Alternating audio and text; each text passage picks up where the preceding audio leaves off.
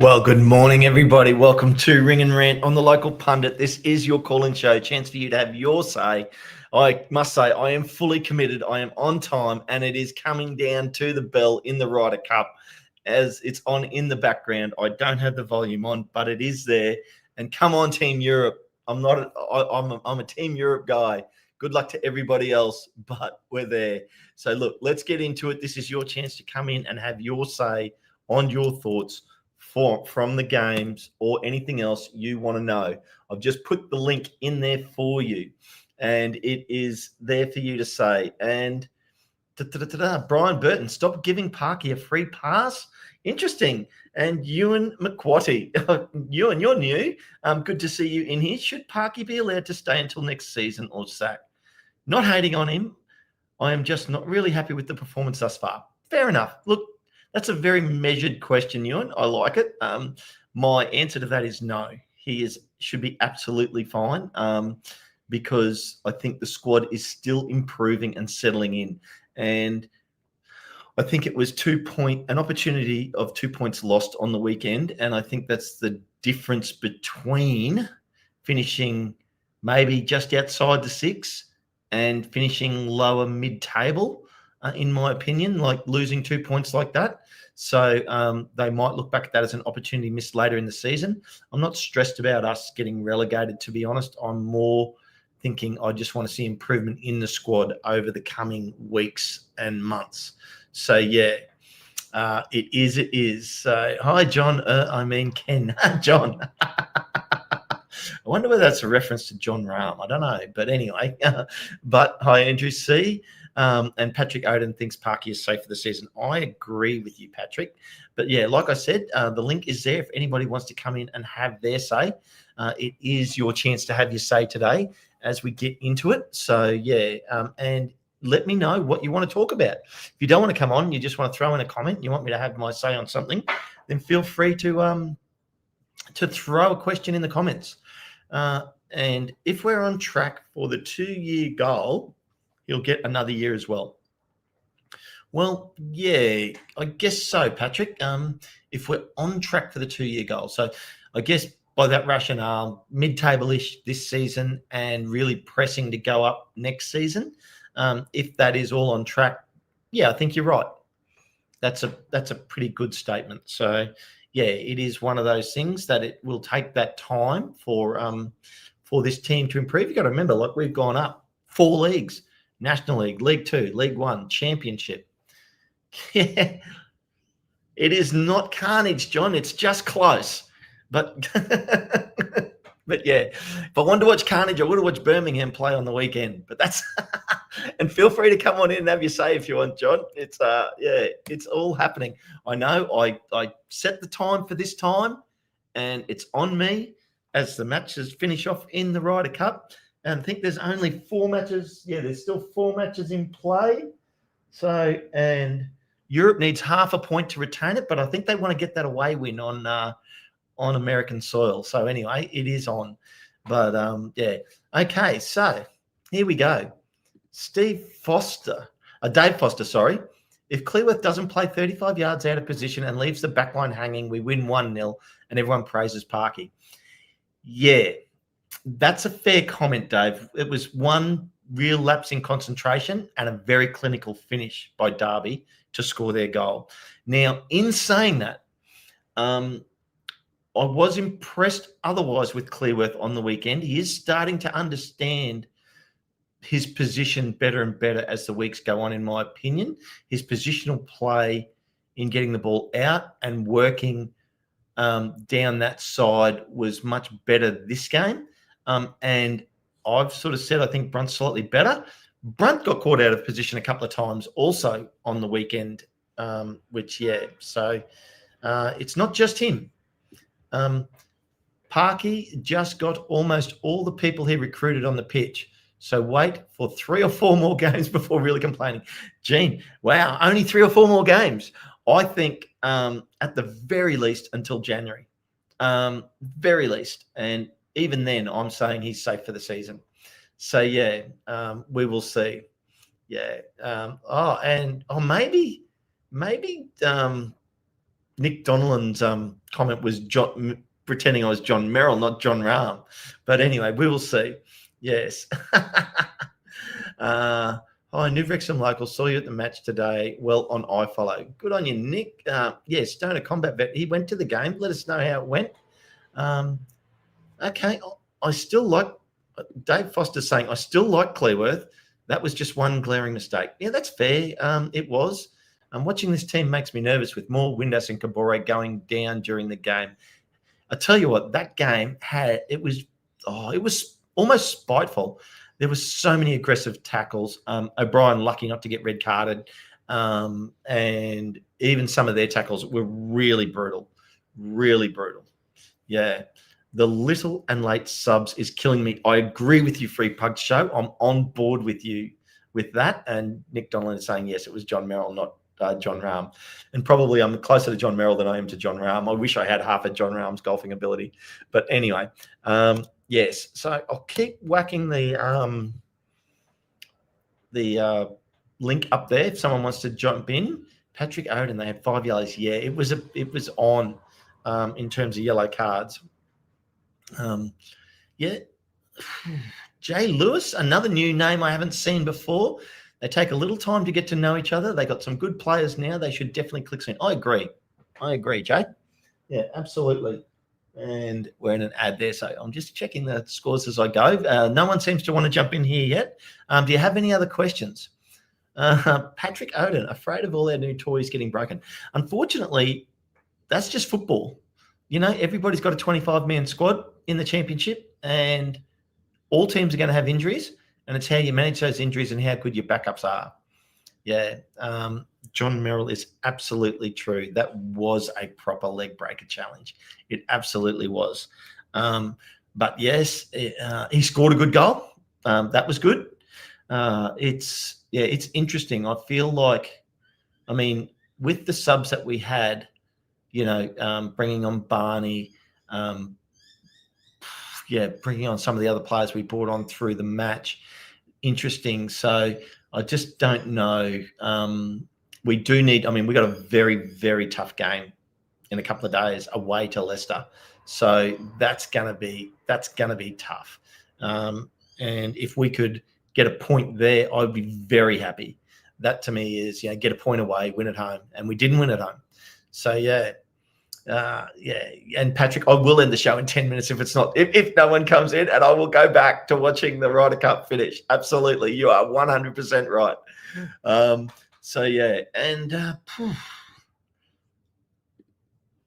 Andrew C's backing Parky, and I agree with you, Andrew C. Absolutely, he should be getting the season. Yep. John Merrill, I don't blame you for not getting off the sofa. That's totally fine. I would be doing exactly the same. So, yeah, guys, it's just the timing today. It is what it is. So, and hello, Esteban. Welcome. Good to see you. How's the job going, Esteban? Be really interested to know. Hope it's all going well for you. So, as we get in there, and I'm not excited. Oh, no, that's a replay. I don't care about that. So, yeah, that's absolutely fine. But anyway, look, guys, any more questions while you got me there? If no one wants to jump in?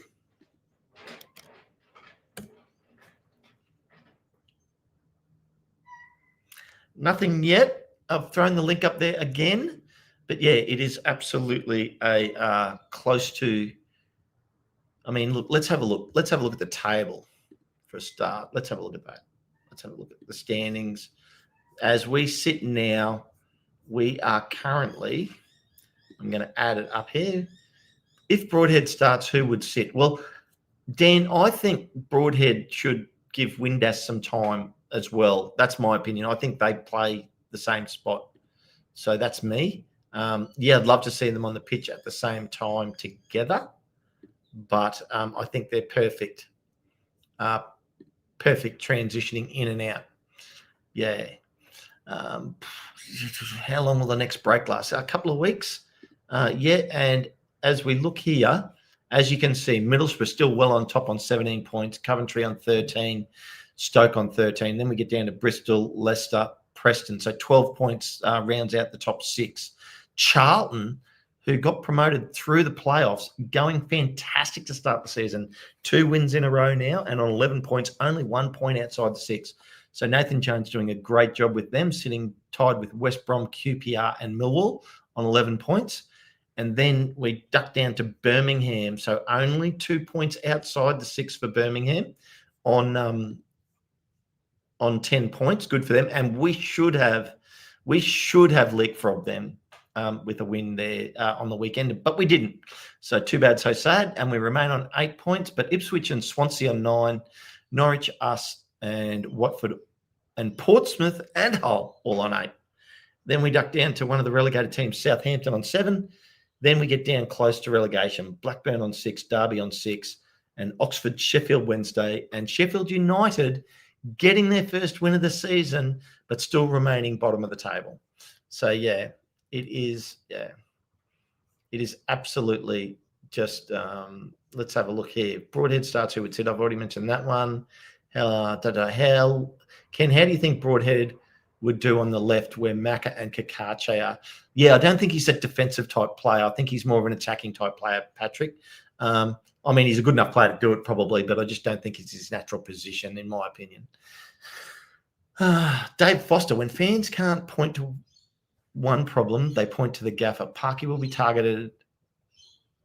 target of some when Wrexham are in the Prem. Count on it. Well, if we get to the Prem and he's still our manager, Dave, fantastic. That's my response to that. Matt Boswell, good morning, crew. Job is going fairly well. Good on you. Yeah, that's good. Good on you, Esteban. That's great to see. I think we have 5 games, then the 15th. Yep, you're right. Shoulda, woulda, coulda there, Ken. Absolutely, John. But if you'd watched the match, because I'm sure you were over watching your team play, we wasted plenty of opportunities and we let in a pretty soft goal, a great goal, but a soft goal. It was a real lapse. So we were in control that whole game. Yeah, we'll leak Birmingham on Saturday. Yeah, fair. There you go. You tell him, Patrick. You tell him. Yeah. So I'll be surprised if we beat Leicester, Patrick. But and John's coming back at you with that. Yeah. Okay, here we go. Here's a question. Ken, what is Parky doing right and wrong in your opinion? Okay, well, I'll start with the wrong. Let's eat the frog and take the hard stuff off the table first. I think what he's doing wrong, in my opinion, and what would I know, but I think he needs to just make some changes slightly earlier, and that would be a better rotation of minutes for the players, and they will last longer through the season in that regard. So I think that's what he's doing wrong. What's he doing? So it's very minor. What's he doing right? He's doing everything right so far, to be honest. I think the players are just jotted gel. I think he's done well in changing our setup and how we're playing. I think that's good. And I think it's just going to take a little bit of time. I was willing to be patient. These players all have to get used to playing with each other. So that's me. Yep. Andrew C, have you followed? Yes, I have been following it, Andrew C. I've been and looking at all the paperwork and everything as well. We're still trying to get the final approval for the extra seating in the stand, which means it's all going to start because the footprint's exactly the same. So it's all going to get underway anyway. But obviously for that extra tier and those extra seats, they need to get that approved, and that's all come down to traffic management and everything. Like the council hasn't even met on that yet. And I just absolutely think that, that's just red tape they've got to get through. I think it'll happen, but I'm sure they'd want it done now so that they could literally lock down all the prefab concrete and everything and the final construction, but all the footings and everything else is still going to be exactly the same because they'll be doing it at some point anyway. Yeah. So, yeah, we'll see. Let's have a look. I've put the link in there. Hot take. Dave Foster. Yeah, hot take on. Interesting. Do you think Parky Stoner combat vet? Thank you for saying that because that's exactly what I just said. So I'm happy with that one. I've actually got that. Patrick, that's a great comment. I love your 363 days of the year, John. The other two go without saying. What if we make the playoffs and had to play against Birmingham, Patrick? Does that mean we go down to 362 days? I love that. Turn around, Ken. What's happened? It's not over yet. I don't know. Yeah, what am I turning around for? Am I turning around for the game, for the Ryder Cup? It's still going, and it is very close. But anyway, here we go. So, to retain Ryder Cup, Shane Lowry. There we go. Come on, let's go. I can't believe I've started Ring and Rant, your chance, and no one's come in. No one's come in to chat to me because you're all probably watching it, but that's okay. And he's done it. There we go. Europe has retained the cup, but they want to win it. They want to get an extra half a point. So there we go. I'm a happy man. And apologies to any American fans out there. That's just the team I support in the Ryder Cup. But, it's been great and a fantastic comeback today by the US in that. But there we go. And a bloody Irishman too, Shane Lowry. Good on him. There we go. Keep Karma just passing through and waving. Hi, Karma. I'm done watching now. I love it, John. That's good. That's excellent. I think morning, Wayne. Good to see you. You're probably out working. Very heavy fog here in Brisbane today. So Wayne's probably out there pouring what happened to the guy that sat out Esteban? Oh, you're asking. He had a neck injury, and the rules state that if that happens pre-game, they get to halve that match, which worked out well for Europe in the end. But yeah, so good on them. But no, so we're up and away. I would Ken, but they're doing pest control in the house, and I'm watching in the shop. What's your shop, Patrick? Are you at work? Is it what? Yeah, you have a shop for work. I'll put the link up in there again. And so that was the table. I'll drop that down. I'll remove that. Wayne's at Rosewood. So that's west of Brisbane. It does get very foggy out there. It's out near our Air Force Base. Really nice little part of the world, actually. No, that's not the case, Esteban. He didn't sit out in protest. One of the European players was injured, and what happens then is the Europe gets to put the name of a player in an envelope of the other team, and that player has to sit out. They don't get a choice. So there's no real controversy there. It was just the way it goes. John's going to say, give me 2 minutes. There we go. I'm retired. I rebuild custom vintage motorcycles as a hobby. Patrick, I want you to throw a couple of those photos up in the Discord. That would be amazing to see. I'm imagining old Enfields and things like that, some really nice old classical motorbikes. That would be great to see. So, yeah. But no, well, it's good to see that, Europe's done that. All around, guys, just to let you know. So I live in Brisbane in Australia. Besides Wrexham getting the win on the weekend, which we got a draw, it was literally a sporting nirvana for me this weekend. Our Aussie rules team, which is one of the Australian football codes, Brisbane Lions, won the grand final. The Brisbane Broncos, our rugby league team, won their semi-final to go through to the grand final next week. I'm in the middle of a match play tournament myself, and I won my match on the weekend, so that was the minor thing.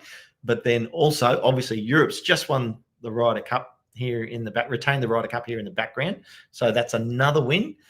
So the only sporting thing that didn't go right for me this weekend was Wrexham winning their match.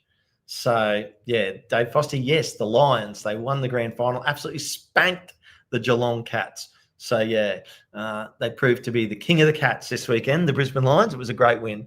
But, so the only team that let me down was this team.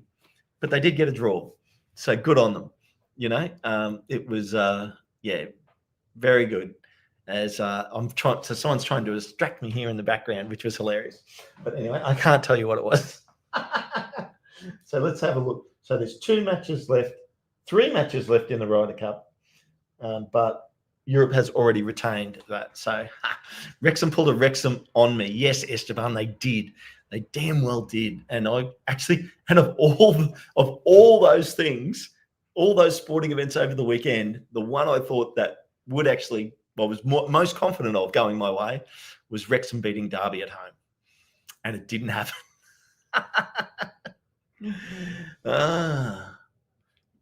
There we go. Wayne Evans is saying there's a museum with heaps of old motorbikes. Roadvale near Boona, which is about a bit over an hour west of me by car. Yeah. So, well, Wayne, there you go. Wayne Evans. That's interesting. So, the grand final for the rugby league. Actually, this is a really good point. The grand final for the rugby league is the Melbourne Storm against the Brisbane Broncos. And one of our members right here, Wayne Evans, used to play for the Melbourne Storm. Now, Wayne, I hate to tell you, buddy, but I am going to be barracking hard against you this weekend. But I think you guys are favourites to win the grand final in the rugby league, Wayne. So I know you'll be barracking for the Storm, even though you live here in Brisbane, but you used to play for them. And so for those of you out there in the chat that didn't know, Wayne was a very, very high level rugby league player. And obviously he was a forward, so one of the big burly guys. And when I met Wayne, I gave him one of Josh's hats. Definitely lost a lot of weight. So, yeah, that was good to see. Good on you, Wayne. And here we go. I've got so now, welcome to the Birmingham podcast, guys. You've been waiting to say that, haven't you? Let's talk all things Birmingham. I'll be hopeless at it, to be honest. All things Europe, more like. All things, yes. Well, we've got a lot of Europeans in there, and I don't know whether you heard my explanation of my sporting weekend. I did. Yeah. Yes. I just had to laugh at the European fans cheering cheerio to the American fans. Cheerio. Actually, the one thing that is quite good is the Europeans come up with all these fantastic chants, and all the Americans do is go, USA, USA. And it's like, guys, you got to lift your game. You're just getting out-chanted. Yeah, I'm going to say that they need some new material, don't they, really? Let's be honest. Well, they just need any material. Well, yes. I was trying to be kind, but yeah. So no, and well, how was actually? I went through the Wrexham game. We should have coulda, shoulda, woulda. I know the coulda, shoulda, woulda thing. We should have we were all over Derby the whole game, and we let in one lapse, and we couldn't be clinical enough to finish off a multitude of opportunities. But how was the Birmingham game? Dreadful. I'd say dreadful. The first 15 minutes was quite even, actually. If anything, we really frustrated them. We were probably the better side after the first 15 minutes, and then just conceded a really sloppy goal from a long throw-in. And now, going to say that sort of knocked us a little bit, but we came back into it, and then Jack Robinson gets sent off for a. I mean, I won't say it's harsh. It's a yellow card. There's minimal contact, but he did what he did, and the referee's going to give a yellow card for it every day of the week. And at 10 men, 1-0 down away from home at Coventry, you're like, yeah, you're not coming back from this. And then we managed to get to half time. After half time, I think we conceded a second within sort of 5 minutes of half time. And you just thought, if the longer we can keep this at 1-0, even though we're down to 10 men, you've always got an opportunity. But as soon as that second went in, it was curtains. It was game over. And unfortunately, we gave up. We went through the motions. We didn't really try and do anything. No one really exerted. And Davis himself he took players off to save them. So it was kind of like, we kind of. On that, Josh and I were having a chat on the phone the other day and talking about Fujimoto. Has he got any playing time for you guys this season? Only in the Carabao Cup. So no, he right, can't. So he can't even. He's not making the first string team. He can't even get on the bench. No. Yeah. Wow. Okay. And do you think that's fair? You think it's because the rest of the other players are better? Yeah, probably. Okay. Yep. I think. I don't doubt it. I think the problem is with him. He's naturally a number 10, but can play wide right. But he is more the 10 role, and I think the problem is we don't. Even though we play a sort of 10 role, but it's not really a traditional 10. It's more of it's almost like a false 9 support striker. So that's where Stansfield plays. So he's essentially a forward, but can drop a little bit deeper. That isn't Fujimoto. He is a traditional number 10, and we simply don't play that role. And he isn't going to get wide right because that's either Damari Gray, Kumas, or Patrick Roberts, as we now have it. So he's proper down the pecking order. So, but I will give him one thing. He did come injured. So even though we signed him, he was still injured during so he's pretty much missed pre-season. So, and And he was we might signed see on a him. free. Yeah. Because, like, I know I really wanted him for our team. And then Josh was getting all excited saying, oh, we might be able to get him on loan from Birmingham, which I don't think will happen anyway. But I don't think we'd take him anyway because he would play the same position as Windass or Broadhead. And I've been quite happy with both those guys. He's sort of like a 10 on the left is his natural position. Yeah, I'm going to say, I mean, firstly, there's no chance on this planet we're going to loan him to you, are we? Let's be honest. Oh, come on, be nice. Well, we're not going to loan him to anyone in the Championship. If anything, we'll loan him probably mainland Europe. But also, yeah, I don't see where he's not going to get in front of Windass or Broadhead, so he'd essentially be third choice, which is all right. Yeah, he's probably fourth or fifth choice for us, but equally, his game time's not going to change, is it? It's still going to be limited. Yeah. So. Yep. So yeah, so that was interesting. Well, there you go. What did you think of Coventry then? Obviously, you got to see him up close. I'll be honest, they didn't really have to do much to beat us. It was one of those games that, because obviously the long throw was a bit of a bitty goal. It was a poor goal to concede, but you know how you throw a long throw into the box and chaos ensures.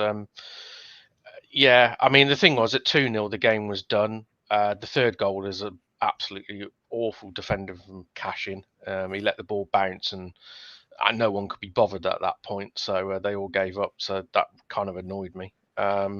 But yeah, no, Coventry were tidy. They were tidy. I mean, they're unbeaten this season, so it was always going to be a tough game.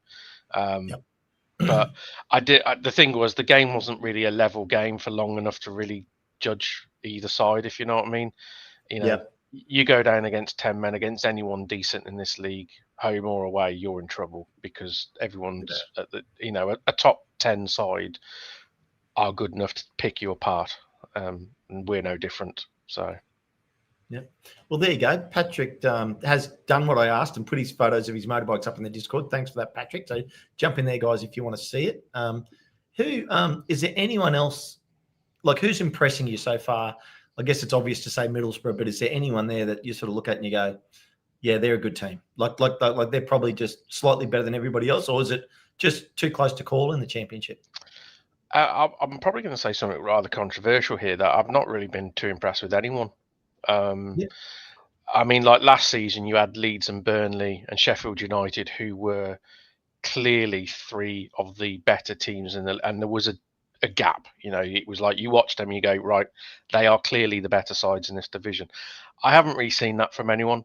I mean, Middlesbrough, I think, are on a great run of form, but I have seen a couple of their games, and I've kind of sat there and gone, you know, fair play, they're digging out results, but I don't sit there and go, they're a really good football side.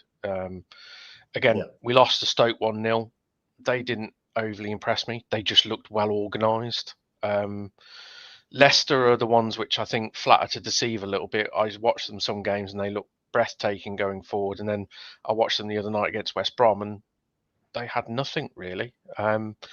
So yeah, I mean it's still early days, isn't it? But at the moment, there's no one there that's kind of I can kind of say they look like they're going to be a real force this season. I'd agree with you on that. There's no one in there that I've gone, yep, lock them in. They're going up. You know, not yet. No one's shown that yet. Will that come to fruition coming Christmas time? Maybe, but maybe not too, because it's all looking pretty even. Yeah, I mean, I think the thing is, as football fans, we all get carried away, don't we? And realistically, it's like it's 7 games in, so it's it's no time at all. I know there's a lot of Birmingham fans starting to we've got to win Tuesday. It's must win. It's must win. It's like from our side of things, sometimes you have to take a step back. We've lost 3 games this season, and that's away at Stoke, away at Leicester, and away at Coventry. And it's like it's 3 of the toughest. So far at the start of this season, it's 3 of the toughest places you can go on current form. Probably 4 of the toughest, including your next away game. What's your home record like this season? That's a very fair rebuttal, John. Very fair rebuttal. I think I said to Paddy and Aaron yesterday, I said that when I joked for saying at least our next away game is against somebody who's shocking at home, but it was obviously tongue in cheek. But I think if you offered both of us a point next Friday, I think we'd probably both take it around about now. Just say, right, don't lose, get a point on the board, move on. But A lot depends on Tuesday, doesn't it? Obviously, we're at home against Sheffield Wednesday, so you would like to think at home we should win that. You boys have obviously got a really, really tough game away at Leicester. So yeah, and that's just it. Like, if you had to pick a result, if you had to spend your last $10 and pick a result of us away to Leicester, you'd have to tip a Leicester win. I think the problem is with Leicester, every time I've seen them play this season, they look a little bit flustered when a team not goes toe to toe with them, but puts pressure on them and has the ball as much as they do, and doesn't just stand off them. The problem is under Parkinson, you guys will allow them to have 60+% of the ball, will try and be compact and deep, which will just suit their players. I mean, yeah, you've got Manfredini and It'll suit Fataru. them, but it'll just depend how well we're structured in defence. Are we going to sit and try and get even 0-0? The big one will be, can they, because they do miss some chances, Leicester. I actually don't think they've particularly got much up front, as in like the striker side of things. The thing you're just going to have to accept is the two wide players, Fatawu and Mamoudy. They will tear you a new one down the wings. They just will. They're too good for this level. The question is can anyone in the box actually put the ball in the back of the net? So they miss Vardy. Yep, and tell you what, Brunt and Cleworth are going to have their goggles on, because both of them got out of position a couple of times on the weekend, and we got punished for it. Yeah, I mean, it's like when we played Leicester, I was fairly confident our defence could go toe to toe and say, do you know what, let's see how good we're. And for like 80 odd minutes, we were decent, but we just made two mistakes, just two slight mistakes in the entire game, and bosh, it's 2-0. So that's what you're up against at these parachute teams. They do have that quality, sadly. Yeah, absolutely, and it's just the way it goes. Like, you've got to try and I think if we came away from there with a point now, I mean, interesting with them. I mean, they're on 12 points, which I'm going to say they're really on 3 points, because I think there's a 9-point deduction coming, which means, they are going to climb up that table and probably still make the playoffs. I look at that. What is the playoffs at the moment is 12 points. So they're 3 wins in my mind off the playoffs right now. And I think by Christmas, they'll probably have made that up nearly. Well, yeah, I mean, I'll be honest, 9 points if you're a parachute team shouldn't actually be a lot to make up. I think the question is whether they get 2 deductions. So there's obviously a lot of talk they'll get 1 deduction, which I think everyone seems to think is going to be 9 points. And then there's another deduction that was talked about. So it just kind of depends on that. I think 9 points, they can probably, the way this season started, because there hasn't been, because Ipswich haven't set off like a house on fire and sort of won, 6 out of the first 7 or something like that. And Southampton. It's actually worked really in the favour of Leicester, because no one's pulled away and no one's put a lot of points on the board early. And obviously, ironically, Leicester are the highest placed parachute team. They can almost afford to take the 9-point deduction and go, okay, it hasn't really hurt us. Whereas probably at the start of the season, they were a little bit tentative about it. But yeah. So Esteban's asking, how about Dobbo looking stronger week on week? Yes, but I think he's looking pretty good.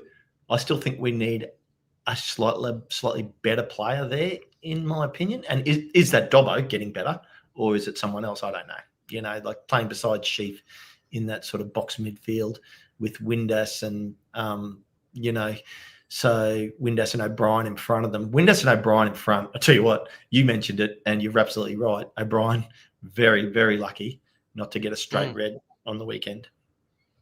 He was lucky he got booked, actually, because had he not got booked, he would get done retrospectively. So they would pull that one back, and that would be a ban. But because the referee already booked him in the game, they can't.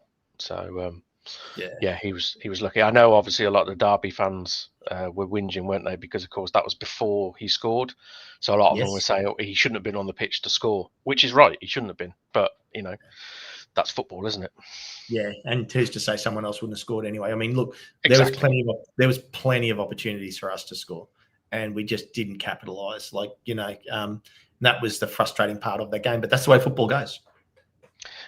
Yeah, and that is this division in a nutshell. Is you have to take your chances. I mean, I've watched too much Championship football to know that you watch any game as a neutral these days, and you'll see one team just be on top, on top, on top, and they'll miss chance after chance after chance, and you'll just be sat there and you'll be like, that is going to bite them, and then just out of the blue, a long throw or be a punt upfield, and boom, and you'll be sat there going, "Yep, I knew it was coming." Yeah, So you just explained our game in a nutshell. That was the wrap up of our game right there. yeah, it's uncanny how often that happens at this level. Teams are very good defensively, and as much as even teams down the bottom like Derby, they do have weapons in their side that can hurt anyone. So, yeah. So you happy with Birmingham's start to the season? I'm happy with the points return to a degree. I still think, obviously, I think we deserve to beat Ipswich first game, and I still think that's a bit of a soft penalty, but it is what it is. So I think we should be a couple of points better off than what we are. I think the thing that annoys me or concerns me is the away form. Is that we've played 4 away games, won 1, lost 3. And I know, like I said earlier, Stoke, Leicester, Coventry, they're tough places to go. And I think as Birmingham fans, there's quite a few which, and I know you put us like to be in the automatic hunts at the start of the season.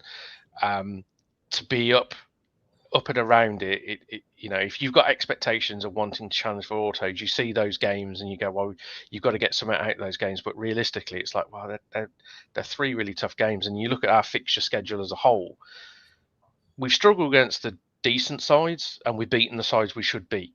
Stoke is probably the one that everyone thought wouldn't be as good this season, but they've turned out to start the season quite well. So, but everyone else, it's kind of like, okay, we actually have had a tough start to the season fixture wise. I think after the international break, or you could say, I'm not going to say you guys are a weaker side, but we've got Sheffield Wednesday, you guys, I think we've got Hull, and then we've got a run of about 6 games where you look at it and go, well, all 6 of those are very winnable. Whereas the first 6 games we've had, you couldn't really say that. So, but it'll be. I was almost going to kick you out for saying that, John. Yeah, but you're right. Yeah, I'd probably had you guys down for an extra 2 points so far this season, which puts you right up there, cemented nicely in the 6. Which would be great. And obviously the scoreline doesn't look good on the weekend, but it's like you're down to 10 men, so it changes the game, especially in the first half as well. So you've got to play 45 minutes with 10 men. It's like, forget about it. Yeah. I think extra meters that your on-field players as 10 men have to cover, unless you just sit and give up all possession and don't try and win, it just means it makes it almost impossible to win a game with 10 men. Yeah, I mean, we lost Dutch to an injury in the warm-up, so we had to start Dykes up front, and Dykes for me is not a starter. He's a plan C, basically. So straight from the off, I could tell that our game plan was kind of out the window before we even kicked off. And we played like a side that didn't. The team setup was just wrong. It didn't look right. Players didn't quite know what we sort of hit balls into channels. We didn't play to Dykes' strengths, clearly, because we hadn't planned for him to be there from the start. So you kind of look back on it and just think, yeah, you should have known the day was. You should have just written it off straight from the off. To be honest, it was one of those days. But no. And we never win in Coventry. I don't think we've won in Coventry since Steve Bruce was our manager back in the early 2000s. So no. So I mean, Sackwatch. I think. What do you think of the West Ham stuff on the weekend? It was probably, I think, the worst kept secret around that he was going to get canned. I think with Nuno coming in, I think it's an upgrade, isn't it? Let's be honest. I also think your fellow countryman, I think, might be on borrowed time if he doesn't have a decent turnaround at Forest, because that owner doesn't mess around. And I'll be honest, I don't think he's going to do well at Forest. I'm amazed he went in there as well.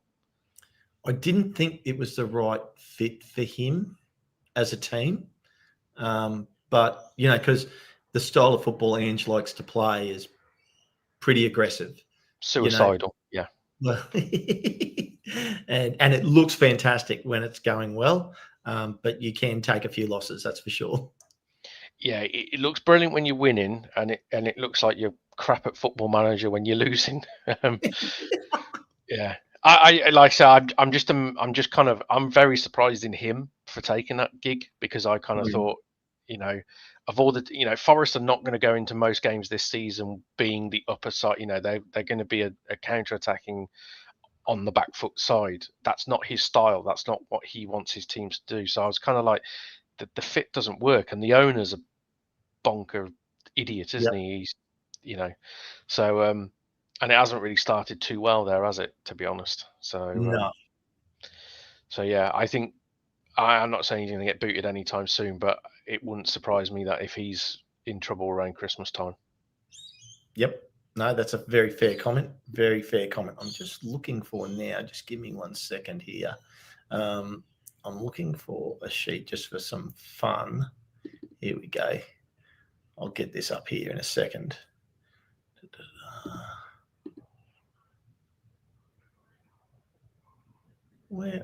What's happened to it? Oh, it's disappeared. Give me a sec. I'm gonna have to do a bit of searching. Give me a few seconds here, guys. I'll go looking for. I'll put the link in there if people want to chat. What I'm looking for, John, is. And I'm just going to answer Esteban's question. Does Nuno please. fit at West Ham? Yeah, I do. I think Nuno fits everywhere. To be honest, he's a very good manager. I think the only time he doesn't fit is probably when he's playing or taking control of a top 4 Premier League side, where the onus is on them to be the attacking force and go and win games. I think as a counter-attacking defensive coach, he's as good as there is out there. So yeah, I think he'll steer West Ham very, very calmly away from the bottom, and they'll have a very sort of mid-table finish, and that's what the owners want, and that's not what the fans want, but the owners will want Premier League football, and that's what he'll give them. Yeah, I don't know. My footy tip sheet has gone walkabout. That's what I was looking for, John. Oh dear. Oh dear, and it's looking good for me right now. That's why I want to find it. I'm going to say I think you had a decent couple. I think I got a few right this week, to be fair. Yeah, so I'm not exactly sure what's happened there. My computer's done something quite funny, which is odd. Did Paddy have a good week, or did Paddy have a bad week, hence why you're missing the file? Paddy had a pretty good week. Oh, here it is. No, don't stress, mate. Don't stress. I've found it. That's good. Come on back, people. Where are you?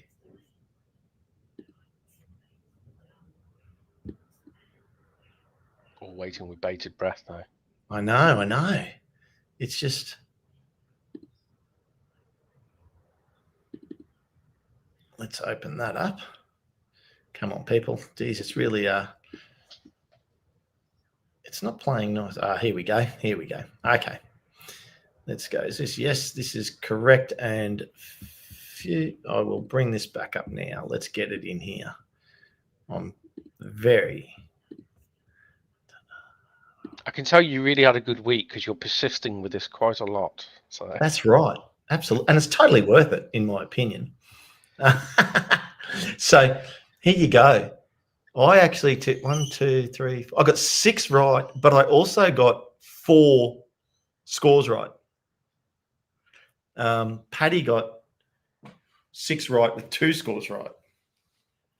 And then Aaron, 1, 2, 3, 4 with a score. You did well. 1, 2, 3, what's that? 5, but no scores. All of South America, I'm calling it now. 6 with 1 score, because it just like if we get beaten by all of South America, John, it's not so bad. But it sounds better, doesn't it? Yeah. Yeah, it does. Yeah. And then Harry all over still got 1, 2, 3, 4, 5 right. So everyone had a pretty good weekend. Everyone did have a pretty good weekend, and in relation to there was a few results. There was a few results that I was looking at, thinking. I think it was the Charlton Blackburn game where Charlton scored a second goal late on. Yeah, I was just like, Nathan Jones has just done it to spite me because I had 1-0. And as you can see there with the scores now, It is only yourself and Aaron that are being beaten by Harry all over. Early days. Early days. So, and obviously we had the double up, and I'll put it in the Discord for everybody, that updated sheet too, for everybody that they can see what we've tipped for the midweek games. But yeah, it was a very good weekend for me. But like you just said, it is early days. Am I reading that right? Has really South America gone for you to win 4-3 at Leicester? Yeah, he says he likes to tip one crazy game each week, and that's his crazy game. That's Now mental. we can't really fault his tipping because he is sitting on 19 points. So who are we to argue with it? The question I would have is one crazy prediction each week. How often does that come in? He could be further in front if he doesn't do it. So let's not help him out. He doesn't need any help. So yeah, but no. So, and it is official, I think, now that Europe have won the Ryder Cup in America. So we've got the extra half a point, 14.5 points. So, and I say we, and I'm an Australian, but I barrack for Europe every time. It's about the only golf thing I do watch is the Ryder Cup. I do struggle to watch all of it. I'm not going to lie. I do get bored halfway through. Someone did tag me in a comment. There was an MC that seriously went over the line at the first tee and literally got dismissed. You know, now there should be a briefing beforehand of what's off limits to those guys, and what was said was definitely off limits. Yeah, I think McIlroy got some unfair attention, shall we say, this week. I mean, I don't know how true it was, but I did read an article earlier on social media where they're saying some American fan threw a pint of beer at his wife as well and stuff like this. It's just unsavory. Yeah, that's not on it. If that happened, I didn't know about that one, but if that one happened, that's way over the line. Yeah, because they had police officers following McIlroy around on the course today. They ejected a fair few fans yesterday, but and they were warning them. And at one stage there, I could see about 12 to 15 police officers all lined up, like literally a meter apart on one section of fans. So not good. But yeah, okay. So let's have a look. Dave Foster has asked both of your reads on where Wrexham and Birmingham end on the table. Yeah. My predictions at the start of the season, I can remember these two. I tipped Birmingham for 3rd and Wrexham for 7th. And I'm probably bringing both of those teams down about 3 to 4 spots right now. And that's being generous to us. And I think right on the money for you guys. That's me. What about you, John? I think I had us 3rd in the predictions, and I think I had you guys 14th or 15th, or one or the other. I think I still think we'll be top 6 because I just think our squad is too strong. Actually, no, didn't I have you guys to win? No, I had you guys to win. You probably did. You probably did something daft, yes. No, well, you know, I mean that way there's only downside for you every time I come on. That's why I did it. Yeah, but only you said it, so no one listens, Ken. So, but no, I think I think we'll probably finish. I could see us finishing 4th, 5th, or 6th. It's kind of going to be a bit of a mismatch around there. You guys, I actually think you'll probably finish a little bit higher than 14th. I think I can see you finishing sort of 11th, 12th, possibly. Just out the top.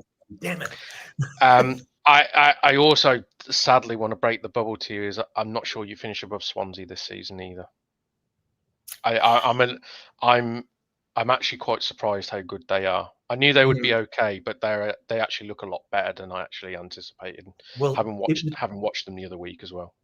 I said this the other day on the show with Josh. Wayne Evans made a really good point. When we drew Cardiff, I was disappointed I won a Prem team, but he actually made a really good point. There's all this talk about, best Welsh teams and this, that, and the other. And at the moment, it is still Swansea, in my opinion. We've got to improve to get past them. But who's to know when the next time is we'll get a chance to play Cardiff?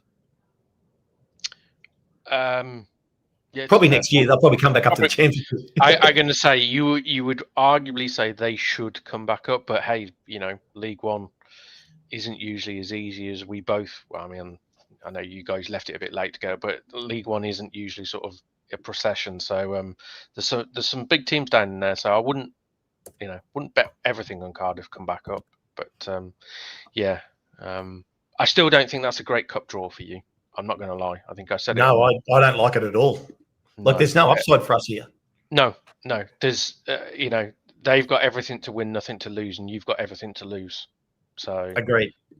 I mean, now don't get me wrong, we can win it, which would be great. We get through the next round, but I looked up the prize money in Carabao Cup. It's not worth a lick. It's not worth a lick. It's not worth anything. So it's 100 grand if you win it. Yeah, that's right. Like, the owners, it doesn't do anything for them.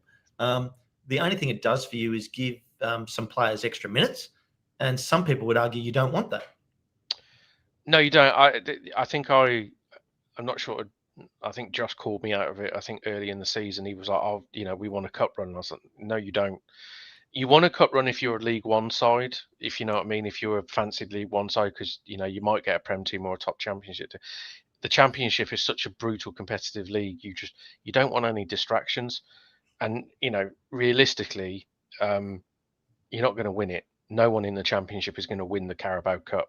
The bottom half of the Prem are not going to win the Carabao Cup.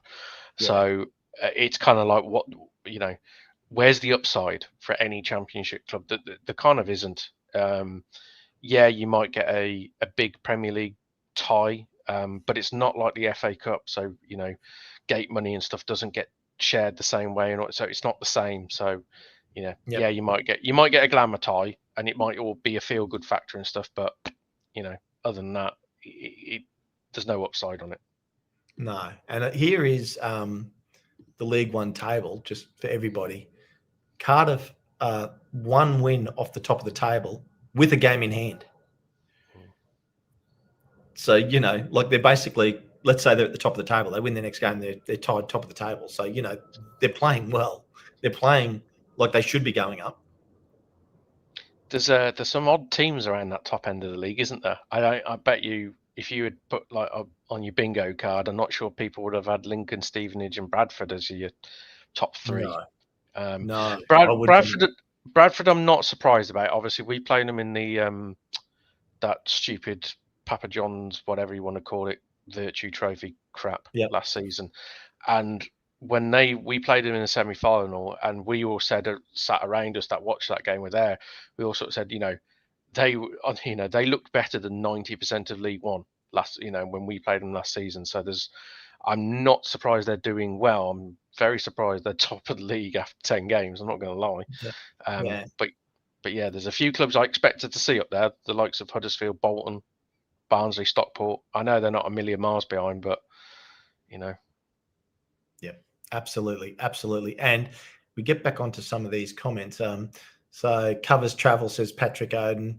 To Birmingham, Josh Anthony, to Birmingham. Yes, it is. And we're talking all things Birmingham here on the local pundit. The Birmingham pundit, yeah. Yep, the Birmingham pundit. Patrick's telling Josh to crash our show, which is totally fine. Elizabeth Jones, Wrexham against a Prem team would be great for the documentary, of course, which is good for Wrexham's income ultimately. Yes. Now, Rob and Ryan own Welcome to Wrexham.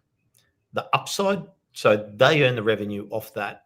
Where the club earns because of Welcome to Wrexham is the sponsors like United, HP, which are just, when I have a look at some of these other teams' sponsors, it's just, these are global sponsors. Meta, which is on the back, we're getting much more revenue from our sponsorship of our team than other teams, which is why our revenue year on year looks so good. So, yeah. And then I guess this one here, the gate money in Carabao Cup when going to a top Premier League side. So for us, because we have such a small capacity, let's say you draw, which is what I wanted, Liverpool, go to Anfield, get a full stadium. I mean, well, on the low side of your comment there, Bruce, because you say 5 to 10 times the prize money for that round. So let's just call it for the whole thing, 100 grand. Well, 5 times that is 500,000. 10 times that's $1 million. Ultimately, that's not chump change, but it's also not moving the needle. You don't get it though. It's not like the FA Cup where you share the gate money. That's the difference with the League Cup. You don't. It's ultimately like a league fixture, so you get your away allocation. That's it. So and you keep the takings at home is what you're saying. Mm-hmm. So the upside for us then is that the last 2 games we've got at home and we've earned a little bit more revenue and it's been great for the fans. Downside, I guess, for international fans like me is you don't get to see us play. And I would have loved for our home fans, our Wrexham locals, to get to travel to Man City or Liverpool. I mean, don't get to travel to Man United, Josh Anthony, because they're already out, but that's a whole other thing. Yeah. It's one of those where the football romantic side of it goes, oh, it's a great away day, and you know it's like I'm just going to enjoy the day. Maybe it's just me, but I don't enjoy the day if I get pumped 4-0. Albeit it might be against Liverpool or whoever. It's just like, that's just me, I guess. But I understand. It's one of those things. I understand it. If it's not something you've done very often, then yes, it's an experience. And sometimes the only chance some people get to go to some of those grounds. Yeah, and Patrick Arden said, spot on, Ken, they're selling impressions. John Hill, the prize money in the Caribou Cup isn't worth it. Yep, the media exposure of getting to the quarterfinals for someone big is. It's documentary gold. Yes, it is. And Paddy, as always, making great points. Additionally, Welcome to Wrexham is driving fans to Wrexham. The better Welcome to Wrexham does, the more Wrexham fans increase, which drives revenue. I mean, internationally as well, like when you looked at the Tour Down Under, we had roughly 120,000, something like that, across the 3 games in terms of attendance. The amount of merchandise that was sold at all of I only went to the first 2, but those first 2 games, the merchandise vans were just queued up and people were just buying. I went to the signing days, amazing. Those couple of stores. We've got a couple of amazing football stores down here in Sydney and Melbourne where you can go and buy all all the kits and stuff. It's just amazing. But yeah, like I did get to talk to the Macron guys, the actual guys from Macron flew out here. 100,000 kits last year, all up, sold in total across the whole year globally for Wrexham. This year, I reckon they'd well and truly have already surpassed that. They would have sold, guaranteed they would have sold minimum 50,000 kits down here. They might have sold 100,000 kits, to be honest. Yeah, they were everywhere. I bought 4 kits. I did. I bought 2 of these, got one of them signed, and I bought both the away kits. I go some seasons where I don't even buy one. Yep, because you don't like the look of them, or? Yeah, pretty much. Plus, I'm getting a bit old for football kits these days. So yeah, fair call. I understand that. It's like I will buy. It's like I bought the home one this season because it's our 150th anniversary, and I quite like the look of it because it's the old traditional royal blue, not the crappy lighter blue that we have in, But last year's home kit, didn't buy it. I just kind of ones that I like the look of. I will buy, but yeah, there are some seasons where it's just. I'll be honest, it's not worth it. 60 quid for a shirt these days. It's like, yeah.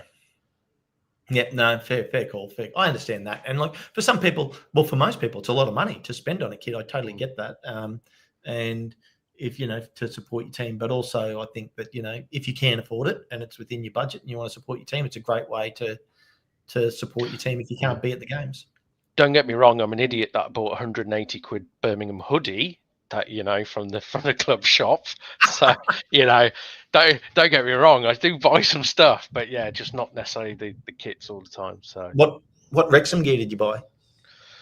I don't buy cheap stuff. Sorry, mate. So I'm getting your address and just sending you something anyway. I think I said this to Steve. The last time somebody bought me an opposition fan's top, I used it as fuel on a barbecue, so I wouldn't tempt me. John, how could you? Quite easily. I mean, that was how disrespectful to the person that bought you that. He was at the barbecue too. He was there. He's a Wolves fan. He bought me a Wolves kit. I said, nice, I need something to start the barbecue. Literally just stuffed it on there, online. He just looked at me and he just went, "You're a blue nose wanker." I was like, "Yep.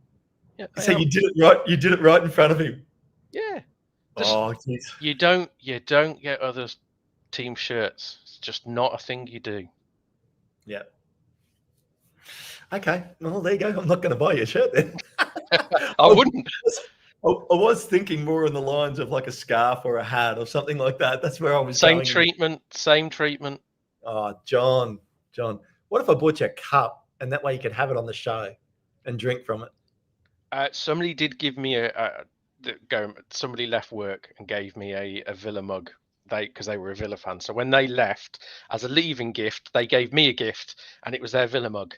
So Yeah. in the office, he gave it. And he said, as I'm leaving, I'll leave you this little one." So I literally walked it into the office next door, went and found a hammer, and just smashed it to bits. Oh God. Well, Dave Foster. Actually, I'll clear this up for you, Dave. I'm still not sure about the sizing. As the Macron kits fit different among the three. Last year, yeah, they were slightly different. The black kit was tighter. This year, the three kits sizing is the same. I'll let you know that now because I have all three. Patrick Oden, I bought all three this year and last support the club. I'll collect them and contribute in a small way. Adds up. Yes, it does. Here we go. John Hills. I'm in Birmingham Wednesday to Friday. I plan on only wearing Wrexham gear. And are you carrying any safety, security equipment, John? Like just to for your own safety, Ken, get him a Wrexham lager. Yeah, well, he might drink the beer. I'm not a lager drinker, is the No, honest and answer.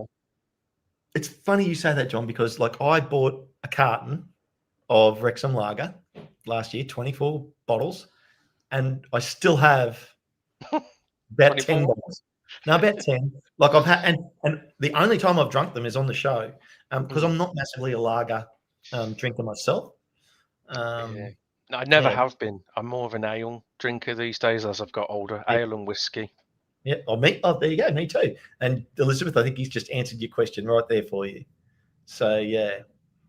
Oh, here we go. At Esteban, 45% share of net gate revenue over costs, but costs eat up a bigger share of gross. Yeah, and how a club would say what their costs are to run around would be very interesting to work on their revenue numbers depending on which way they want to go. Because I did notice Liverpool spent 550 million last year and actually did record a loss. But only just, but that's just in the way of managing the numbers. Yeah, it's one of those annoying things when you get a good cup game or you get a good, shall we say, a rival team. Somebody has to pay the police bill, unfortunately. That's true. John Hills has come back with the best response ever. Yes, Ken, massive guns and shoulders. I noticed he did say he picked it on match day when there wasn't a match day. So, Yeah. Feeling pretty safe with those. Feeling pretty safe with those. Well, good on you, John. I think that was a great comeback. I do like it. So how are you feeling? How are you feeling for your midweek game this week, John? Who have you guys got? We got Sheffield Wednesday at home. Oh, of course. Yes. So that should be a win. It should be. Obviously we are very polar opposite at the moment. We seem to not be great away from home, but at home, obviously, we are very strong. So, yeah, I mean, we already know that Barry freaking Barron is going to turn into prime Iniesta for 90 minutes because he always does. Because being a hardened Villa fan, he likes to give it to us. So he'll have his best game he can have this season against us. That's just a fact. He played great against us. He's a good player. He just doesn't have the legs he once used to, thankfully. So, no, I think we should win that. I'd like to see some changes to the side. I will be really interested to see the team sheet because I think Kyogo probably should get back in, and I actually think the Paik and Iwata partnership might be broken up this week because it hasn't really worked that well this season, and I just think there's a lot of calls, and even the press are starting to say you've got a Premier League midfielder in Tommy Doyle who hasn't started a league game this season. That's a fair comment.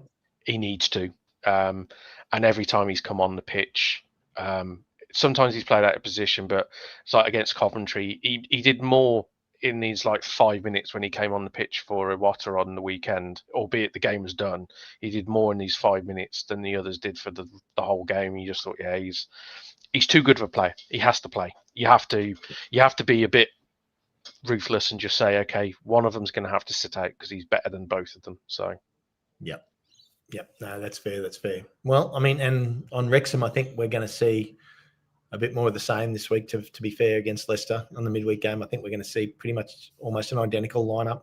Might see Callum Doyle get back in for Lewis Brunt. Maybe, I don't know. It seems to me he may be carrying a slight injury. I don't think anything I saw on the weekend leads me to say I'm going to change that lineup. So, Matt, there you go. You've just put that question up and I've just answered it. I don't think there will be a rotation. And that's classic Parky. But I tell you, I said it at the start of the show, I'd rather see some changes around the 60 to 65 minute mark these days, because that extra 15, 20 minutes every game for those starting players adds up. And if that early rotation means they might last a lot deeper into the season. So yeah, that was kind of the thing with us at Coventry on the weekend. I kind of went into that game knowing it was going to be tough, and I think I predicted us to lose 2-1 and the tips. So I mean, I wasn't sort of hopeful we were going to do much there, but I did kind of thought the way if we were going to win that game was if we were level by 60 minutes, because the Coventry squad is not deep. They've got a very good starting 11, maybe you'd say 12, 13 players.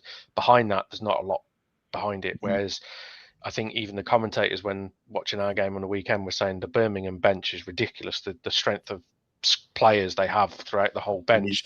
You kind of thought, yeah, if we're in games, if the game's level by 60 minutes when both teams are starting to tire, we can sometimes make our team stronger, whereas everyone else is probably slightly weakening their side. But we were nowhere near in it by the 60 minutes, so it was kind of null and void. So I think I've got a great way for us to round out the show, John. We're going to cover this comment.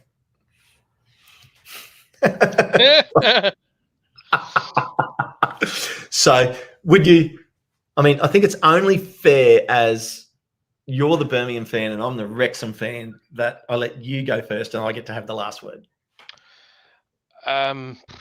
It's a tough one because a lot depends on Tuesday, doesn't it? I would say. I think we've got a very good chance of going there and winning. I won't lie. I think you're not great at home, and we're the sort of side you don't want to face because we will keep the ball and we do have threats all over the pitch. And that's besides you saying that you're not great away from home this season so far. No, but I'm trying to say this in a way of not sounding harsh, shall we say. Every team we've played away. Every team we've played this season away from home have been a strong side. I don't see you guys as a strong side in this division. So the team, like, we went away to Blackburn, we won. So I want you to be super brutal because I want to clip it up and send it to Parky. No, I mean every game is tough, but what the realistic is we've both come up. We were 19 points above you last season, and we've massively improved. I know you guys have as well, but we have to go there and look to win. I know there's people in our community that are saying we're going to finish ahead of Birmingham this season. I'll leave it to the community to figure out who that is. I'll have that what they're drinking. Okay, there we go. Okay. He likes a Bloody Mary. I'll just say that. Anyway, well, I think that it's going to be a very tough game for us up against you guys at home. I think it's a very short turnaround between the weekend, Leicester, and then coming up against you. We've both got to do it. So there's no excuses there. I like the fact that 2 of those games for us were home games. But in saying that, it's not a big trip for you guys from Birmingham to Wrexham. Like, it's just down the road. Yeah, and plus we're at home against Sheffield on Tuesday. You've got a really tough 90-minute away at Leicester. Yeah. But as I did say, Tuesday will have a huge bearing on Friday night. If we win at home, we'll come into it with loads of confidence. If you get pummeled by Leicester, there'll be a very tentative performance. If you get a point away at Leicester, you're going to come absolutely bouncing into that Friday night, and it will be a completely different game for us. Okay. Well, we've got a whole week build up to it. We've got games coming. Tomorrow, we have the most knowledgeable 3 Champ Chat pundits of Who are those guys? John, Aaron, and Paddy, who at least one of them's dragged themselves off the bottom of the tipping table. So I'm looking forward to watching you guys tomorrow. I do love your show. It's a really great breakdown of all things championship. And then I think then we get into the games on Wednesday, which there'll probably be a breakfast club or something within that with Josh. I know he'll absolutely be doing a show. We'll get into the next day, which will be game day. There will be build up. There will be watch along. Are you going to your game at home through the week, John? On Tuesday? Yes. Yep. Yes. You are? And then travelling to Wrexham, maybe? No, I don't do away games, mate. Mate, that would have been one I really would love to have seen you at. The honest answer is I can't, unless I go every single away game. You don't get tickets because you've got to be platinum support because we sell out so quickly. So, right. Well, then maybe. So you're going to be at home. Maybe we get you on for game day build-up of that game. Yeah, because it's Friday night, isn't it? Yeah. I don't know what I'm actually going to be doing the Friday night. But yeah, I should be around. Look, tell the wife you've booked in. You're on the show with the boys. It depends it depends whether my dad is watching the game with me or not. Is the honest answer. Whether I have to pick him up or not is what. And buy him beers. Well, he drinks my beer, unfortunately. Yeah. So Yeah. No, that's fantastic. Well, look, all good. Mate, thanks for coming in and having a chat. Great to see everybody today. Don't forget to hit the like and subscribe, guys. I reckon we might get ourselves out of here, John. And good luck through the week. Hopefully us as well. I'll be happy with the point. You guys obviously want the win. Hopefully. Yeah. So, guys, on that bombshell, we will see you all next time.